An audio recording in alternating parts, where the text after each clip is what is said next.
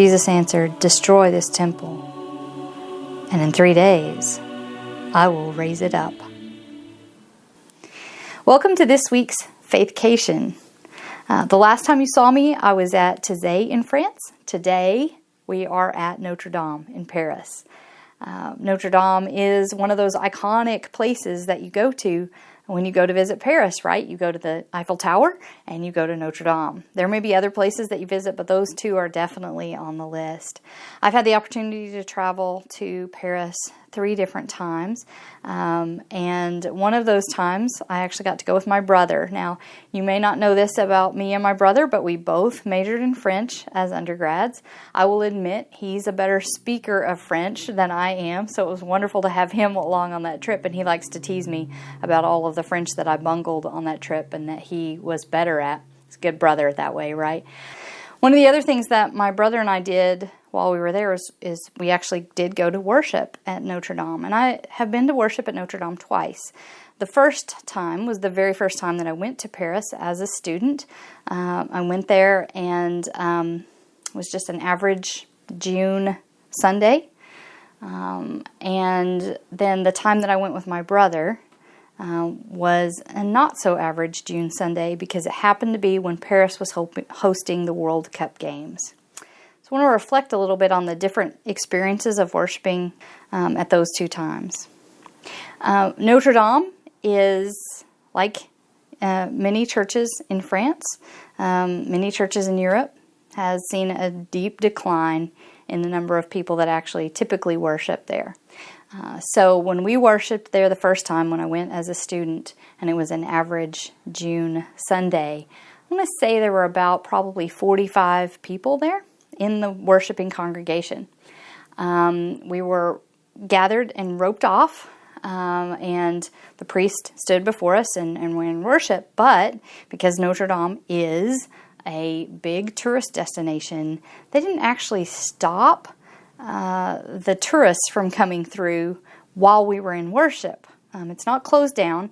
It's still open, and there are people walking all around, taking pictures. You are asked to be quieter during that time. Actually, you're usually asked to be quiet in Notre Dame, but certainly to be attentive to the fact that there's worship going on whenever you're there. But it was very strange to be roped off and to be surrounded by all of these people who were taking pictures and to kind of be somewhat on display as a relic of sorts of some of those who were still worshiping and still in that holy space for that praise before God. So that was my first experience of worship at Notre Dame. The second experience, as I said, was during the World Cup games. And we happened to be there while it was still the quarterfinals. So the whole world was there. And literally, that's what it felt like when we were at Notre Dame, that the whole world was there. In fact, I remember there was a man from Africa behind us who was just as much as moved by being in that space as we were. And he was singing with just such incredible joy. And he is probably the worst singer I've ever heard in my entire life. And I could have stood there and listened to him sing all day because his joy was so evident in his singing.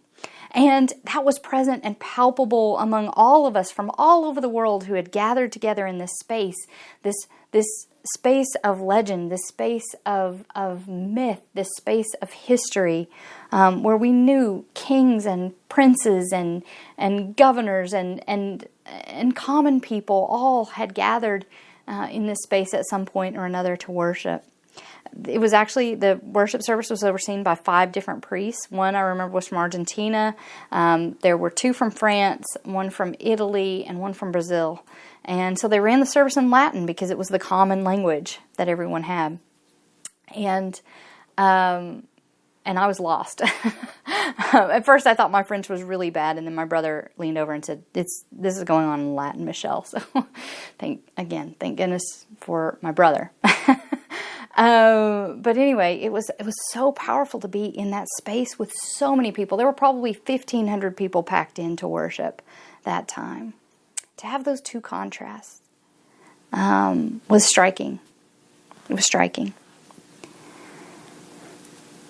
And then there was the day, not so long ago, when I was eating lunch with a friend and looked up and saw this scene. Notre Dame burning. And I have to admit that my heart broke. That it pained me to see that. Of course, there was the pain of the loss of the art that was present in that space.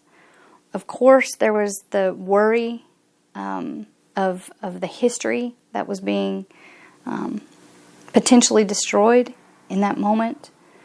But there was also this fear of the loss of this holy space, where I had encountered God in two very different ways. And it caused me to stop and do some reflection.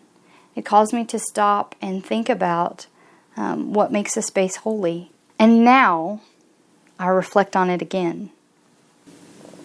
But this time, the reflection that I have is to think about how it felt when Notre Dame was burning and how it feels now with the church facing a new reality.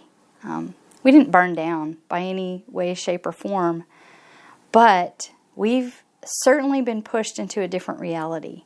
And in some ways, it's felt like it did burn down.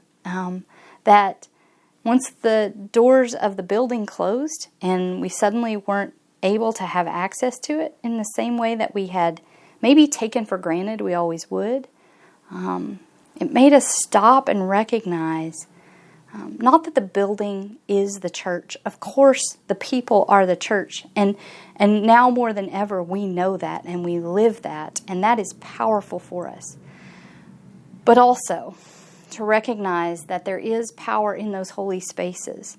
And when we find ourselves cut off from those or restricted from those in some ways, maybe it gives us pause to remember what is beautiful, not just about gathering in the spaces that are cut with stained glass, but what it means to be able to have the freedom to gather together in community.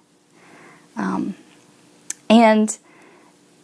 so in many ways, this past few months has felt like what it felt like to watch Notre Dame burn, to have to face the reality of things are going to be different, and we still need those holy spaces. However we have access to them, we still need them. And it's been a good reminder of that reality. It's been good to reflect on what it means to have a holy space and what it means to be cut off from a holy space, what it means to be the church, and what it means to be the church without a building. It's been good, hard, but good to stop and have that reflection and to look forward to what is coming. Because we haven't really lost our holy spaces. We have an opportunity to see them anew, and we will experience them anew again. And they will have been in some ways transformed to be more open, to be more accessible, and maybe to be less taken for granted when all is said and done. I remember watching the news and listening to the reports as they were going in after the fire was controlled, and hearing that the rose windows were intact. These windows are made out of a stained glass color that's not been able to be replicated. And so there was a great fear that that beautiful representation of our faith would be lost, and it wasn't. And again, it's a thing. It's not God. It's not the people. God and the people are at the heart of everything that we do. But there is something powerful about having these artistic spaces, these creative spaces, these spaces of beauty that are bigger than us, to remind us how powerful God is. And the fact that these rose windows still remain speaks to me of the resurrection. That always when it looks like the worst it could possibly be, there is still life and beauty and power and significance on the other side of it. That's the faith that we have. It's never a faith of an ending. It's always a faith of a new beginning. And that's what awaits Notre Dame. Notre Dame, that was struggling to maintain itself, saw an inpouring of gifts from all over the world. And I expect that it will rise even more beautiful than it's ever been. Just as we've been closed, or the doors have been, but the church didn't die. The church didn't stop. The church has had a chance to reflect on what it means to be the people of God, and what it means to have holy spaces. What it means to be in that kind of presence together. We've been given a gift of a resurrection. And I am so grateful to be in this time and this space when we will experience that together. And so keep hope, keep faith, keep understanding that ours is an always optimistic faith. That no matter what happens, when it feels like everything burns to the ground, it doesn't. It doesn't. It is ready to be reborn. It is ready to be re-experienced. It is ready to be resurrected. Amen.